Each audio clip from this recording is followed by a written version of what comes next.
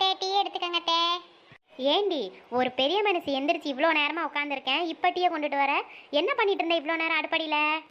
இல்லை தே, நேற்று சமைச்ச பாத்திரம் அழுக்கு பாத்திரம்லாம் கிடந்தது, அதெல்லாம் விலைக்கு போட்டு அடுப்படியை ஒதுங்க வச்சு கூட்டிட்டு அப்படியே காலை டிஃபனும் செஞ்சுட்டு இருந்தேன். அந்த கொஞ்சம் லேட் ஆயிடுச்சு.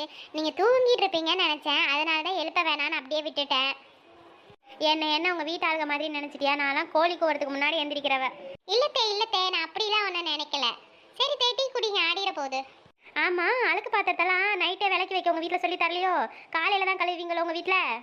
இல்லத்தே, எங்கள் வீட்டிலலாம் நைட்டே கழுவிடுறோம். நேற்று உடம்பு கொஞ்சம் அலுப்பாக இருந்ததுல்ல, அதனால தான் தே, வேற ஒன்றும் இல்லை. சரி காலையிலத்துக்கு என்ன சமைச்சிருக்க?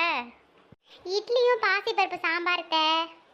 எனக்கு பருப்பு சாம்பார்லாம் ஒத்துக்காதுமா, ஒரே வாய்வு தொல்லை. பேசாமல் பூண்டு சட்னி அரைச்சிரியா? சரிங்க தே, நான் போய் அரைச்சி வச்சிட்றேன். போ. மூச்சுக்கு 300 தடவை எங்கள் வீட்டையே இழுத்து பேசுறது